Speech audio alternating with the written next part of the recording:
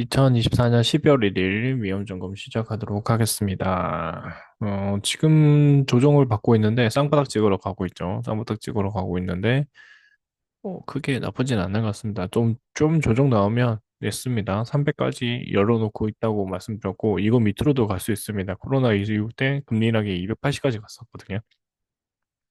순간적으로 시장에 돈이 풀리는 거고, 근데 지금 하느니 금리를 내렸어요. 하느니 금리를 내린 거는 불경기인 거 이제 겨우 이제 숨통 틔워준 건데, 우리나라가 뭐 경기 불황이 두려워서 하늘이 내렸다. 그게 아니고, 경기 불황은 이미 힘들었는데, 하느니 미국이 내리니까 이제 숨통이 조금 띄어서 자기들도 내려야 되겠다, 안 되겠다, 그렇게 한 겁니다. 버틸 수 있는 금리가 아닙니다. 우리나라 금리는. 그리고 플러스 알파로 했을 때 정부의 증액안이 나와야 되는데 지금 정부는 증액안이 안 나와요. 지금 이게 문제예요. 양당 합의해서 무조건 추경 30조 정도는 해야 됩니다.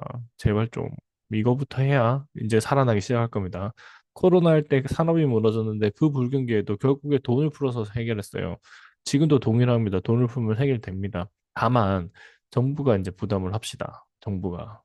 코로나 할 때는 이게 잘 보면 2008년도 때 미국일 때는 정부도 미국 정부도 이거 전부 다 부실을 전 세계에 떠넘기고 그다음에 금리 내리면서 막았어요. 근데 2020년도 일어난 코로나일 때는 어떻게 했어요? 이거 정부가 부담을 했어요. 지금 우리나라는 지금 계속 이 상태로 가면 힘들어질 거니까 정부가 부담하는 방향의 재정 정책 30조가 필요하다. 그렇게 보고 있거든요. 이거 해봤자 우리나라 총 GDP가 2천조입니다. 2천조. 2천조니까 이거의 이 30조는 충분히 우리나라 국가는 채권 발행 가능하고 채를 발행하는 게 제일 금리가 싸요.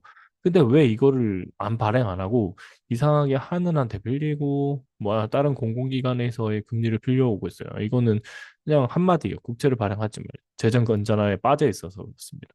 실제적인 재정 건전화는 요 비율에 따라서 가야 된다는 거 잊으면 안 됩니다. 4, 50% 이를 유지하겠다. 이거에 빠져가지고 그냥 다른 나라 100%, 200% 할 때 못 쫓아가면 이거만큼 바보 같은 짓이 없습니다. 신용위험, 제2금융위험, 리세션 한계 겸 한꺼번에 빵 터질 걸 지금 추경이 없으면은 꽝꽝꽝 가는 거고요. 그다음에 중국 부동산, 미국 부동산 이 두 가지 이슈 중에서 중국은 또 완화책을 내고 있고 미국도 트럼프가 해서 완화책을 내지만 지난번에 말씀드렸던 AI의 역습이 나오면 결국은 사무실 필요 없는 경제 체제가 나올 수 있어요. 그런 것들 있고요. 그 다음에 중동 위험, 여기 똑같이 있습니다. 중동 위험. 그 다음에 금리 인하 위에 미국 해주는 게 플러스고요. 금리 인상은 일본 강하게 지금 하겠다라고 얘기를 하고 그거에 흔들리고 있는 게 우리나라다. 이렇게 보시면 될 것 같습니다. 일본한테서 돈 빌린 게 많거든요. 33%, 34% 다행히 쌍봉 찍고 내려왔어요. 이건 잘했어요. 하늘이 분명히 막았을 겁니다. 억지로. 지금 요 구간과 비슷한 게 이제 좀 높아져서 요 구간이 되겠죠. 1350원 정도 오면은 일부 정리하는 그런 방식으로 대응할 겁니다. 그 다음, CDS 프리미엄은 그냥 쏘쏘고요. 그 다음에 금리는 오히려 올라갔다는 거. 일본 금리 올라가면 우리나라 금리 따고 올라가요. 그러니까 우리나라 한엔이라도 안 내려주면 큰일 나는 상태가 올 거라는 겁니다. 일본 금리가 올라가면. 은행권 부실채권 이 정도라고 하는데 이만큼 3, 4분기까지 했을 때 14.5조 이게 딱 플랫하게 좀 유지돼서 다행인 거고요. 경기 순환을 시킬 동력의 장치 트리거가 필요합니다. 우리나라 지금 호황날 수 있는 산업도 없고요. 사실상 정부가 돈을 좀 풀어주는 그런 정책을 좀 해야 됩니다. 그러면서 동시에 기술개발 능력 해서 키우는 그런 것들이 있어야 되고요. 은행권 부실 배출률은 0.58인데 문제는 이게 뭐냐면 부실화된 은행들이 나타날 문제라는 겁니다. 상승세 주춤이라는 거고 연체율은 계속 올라간다. 이 연체율이 문제예요. 그다음에 제2금융권 위험은 예금 보호자 한도 상향을 하게 되면 이 금융권. 왜냐하면 1억 한도니까 금리 높은 데로 가겠죠. 그런 뱅크런이 발생할 수 있는 거고 요게 질문이에요. 저도 모르겠어요. 어떻게 될지. 근데 퉁퉁퉁 튀어서 어떤 은행들이 쓰러지면 그거에 채권을 발행한 기업들도 같이 쓰러지는 도미노가 나올 수 있어요. 말씀을 드렸던 모든 도미노가 완성됐습니다. 그래서 얘가 터트릴 수도 있다. 이거를 잘 대응해 줘야 됩니다. 그나마 절감 있는 단체가 금융위거든요. 그래서 그거를 한번 보도록 하겠습니다. 되게 돼서 실적 영향 의미. 그 다음에 한계 기업을 조기 대출해야 된다. 금리에서. 근데 이게 뭔가요? 한계 기업이라서 그 주식 수가 망가진다. 그게 아니고요. 성장하는 기업이 없어요. 그게 문제인 거죠. 쿠팡도 지금 어디 가 있습니까? 미국 가 있죠. 왜 이런 상황이 벌어질까요? 우리나라 조금 크면은 규제가 바로 들어오잖아요. 그나마 하이브가 우리나라 상장돼 있지만 여러 가지 일들이 썸썸썸 나오잖아요. 미국 같으면은 일어나지 않을 일들도 일어나는 것 같은데 그런 것들을 이제 조금 예의주시해야 됩니다. 좋은 기업들이 많이 상장할 수 있어야 하는 분위기가 돼야지 결국에는 한계적인 조기 대출로서 건전화된다? 모르겠어요. 그건 건전화되는지 안 되는지 모르겠어요. 좋은 기업들이 상장되고 좋은 기업들이 실적을 이끌어 나가야 되고 코스닥 시장에서는 공매도로 인해서 힘드니까 코스닥 시장만큼은 공매도를 유예를 하거나 이거 공매도를 촉발시키는 선물 거래 제도도 조금 완화적으로 작용하는 그런 방법을 찾아야 될 것 같아요. 그게 더 중요하다고 생각합니다. 지난해 한계기업 상장사고요. 지금 한계기업 시그널 나오면 우리 이렇게 해서 상장 폐지로 가는데 지금 개선하면 심사 대상으로 해서 기준하고 동일다. 심사 대상 선정을 조금 빨리 하겠다는 건데 저는 이거 그냥 제도적 만드는 거지. 안 좋은 기업들은 결국에는 주가 쪼그라져 있어요. 이거 올라가기 힘듭니다.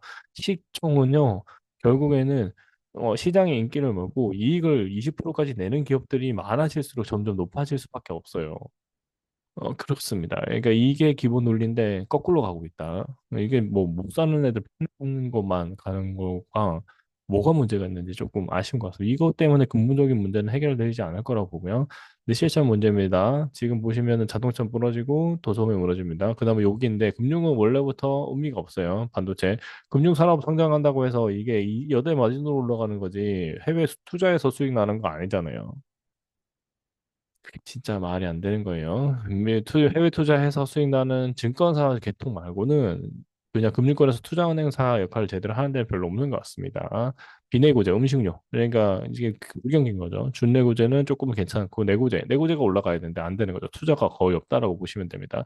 건설 경기 망했고 설비 투자도 망했어요. 그러니까 지금 경기 침체죠. 트리플 감소라는 게 나오고 있다라고 보시면 되고 심상치 않은 경기가 되고 그래서 금리를 인하했다. 일본이 금리 인상이 큰 것 같아요. 일본하고 우리가 맞대어지는 그 순간에 올 때까지 잘 돼야 되고 이게 무슨 도미노 현상이라면 일본 금리 올려요. 우리 금리 내려요. 그리고 엔큐리 트레이드를 했어요. 할 돈이 나올까요? 그러면 돈이 빠져나가면 어떻게 돼요? 이 도미노가 나오는 거예요. 도미노. IMF 구조금융처럼 도미노가 나옵니다. 이거는 우리나라의 자산 건전성이랑 연결되는 부분들이 있다. 그렇게 봐주시면 되고 이건 극단적이지만 다행히 그때랑 달라요. 우리나라 체급도 높고 부채 비율도 낮은 상태고 그다음에 하느니 통재정 여건이 3%대가 있기 때문에 그래서 그나마 버틸 수 있는 상황이다. 그렇게 보시면 되고 우리나라 추격 꼭 필요하다. 이게 메인입니다. 메인 TC인데 왜 이걸 안 하는지 모르겠습니다. 올려야 돼요. 부동산의 가격이 높아지는 거는 많이 돌아서 그런 거고요. 네, 자본 경제가 너무 하락이라서 그러면 하락하는 걸 조금 늦춰야 되죠. 죽지도 않게. 그게 지금 미국이 하는 전략이에요. 그 정도로 경제 체급이 되지 않으면 우리는 계속 힘들어질 겁니다. 제발 좀 고집을 꺾고 놔야 됩니다. 부동산 중국하고 미국인데요. 집 내놓은 집 중국산에도 좀 나은 거고 내년에도 이어진다는 전망이 같이 나오고 있고 이것도 사치품 소비 제한 잃어버린 30년 저 따라간다고 보는 게 부동산 경기가 그만큼 안 되면서 순환을 멈추게 될 겁니다. 무양에서는 피델리티는 또 가고요. 이게 좀 달라가는 거고 경기는 괜찮을 것 같은데 부동산은 쏘쏘다 이렇게 보시면 될 것 같고 미국 상업용보다는 전문가에서는 이제 금리를 낮추면서 조금은 괜찮다라고 보고 있는 것 같은데 기본적으로 상해 부동산 시장 올해가 바닥, 내년에 회복된다. 근데 한번 풀어졌다가 회복할 것 같은 느낌. 한 번에 부도 위기와 비슷한 상업용 부동산의 소식이 조금 들렸다가 그거를 뜨거워하면서 금리를 낮추든지 돈을 풀든지 둘 중 하나 하면서 해결될 것 같습니다. 그래서 신중한 낙관 전망. 저도 낙관인데 터지고 올라간다. 이렇게 보고 있다라고 보시면 될 것 같습니다. 이렇게 보시고 중동 위험입니다. 중동 위험은 1395원대 하락 시대점 결국 1395원 됐고요. 이스라엘에서 핵 시설 공격 가능하고 그러면 이게 또 위험해질 수 있다라고 보시면 됩니다. 헤즈볼라서는 휴전 이행 협력을 하지만 이스라엘이 안 하고 있죠. 청도하고 있고 가다지구 휴전 협상 재개 움직임이 있고 그다음에 이란 핵 협상 성과 없이 종료 일어났고 이란도 이거에 대해서 핵 이제 언제든지 대응할 수 있게끔 하거든요. 이스라엘 즉 부품세 공고를 유지하고 있고 그래서 이스라엘이 키를 갖고 있는데 이스라엘이 그러니까 쏘는 걸 정지를 해야 전체적인 분위기가 좋아진다. 이렇게 봐주시면 될 것 같습니다. 마지막으로 미국 금리나 일본 금리 인상 시장인데 이게 문제죠. 일본 금리 인상을 한다고 해서 이게 문제가 연결되는 거고 금리 인하는 될 것 같아요. 그래서 한국은행은 지금 경기가 안 좋았기 때문에 저는 다음에도 금리 인하는 게 좀 더 낫다고 보거든요. 얘를 왜 4% 내나요? 우리 필요 없잖아요. 우리 뭐 이미 미국에 투자 많이 했어요. 3%고 대부분 다 투자를 했기 때문에 2.5까지 갑시다. 저는 개인적으로 그렇게 생각하고, 그리고 일본이 이 0.25니까 얘가 1.5까지 올라갈 것 같거든요. 그러면 엔캐리 트레이드가 안 될 거예요. 이때 우리나라 경제가 어떻게 잘 버티는지가 제일 중요한 것 같아요. 버틸 수 있으면 우리나라 경제가 진짜 선진국이 맞고요. 그걸 못 버티게 되면 진짜 부러지는 일이 벌어질 겁니다. 그러나 금리를 계속 높인 상태로는 유지하기 힘들다. 만약에 저게 맞다면요. 이렇게 보시면 될 것 같습니다. 위험 사항은 여기까지고요. 지금도 녹색이죠. 투자 가능한 구간입니다. 저는 그렇게 보고 있고요. 지금부터 투자를 조금 여유 있게 그냥 좋은 종목들 가려가지고 잘 그냥 뭐죠, 쇼핑한다는 말처럼 좋은 종목 픽업해서 가져가시면 좋을 것 같습니다. 지금까지 잘 컸던 종목들 말고요. 밑에 바닥에서 길길 질질 끌고 있는 애들이 있어요. 올라갔다가 질질 끄는 애들 동일합니다. 얘네들 중에 올라갈 애들 이제 찾으시면 될 것 같습니다. 이번 위험점검 여기까지 하고요. 다음 주에 뵙도록 하겠습니다. 감사합니다.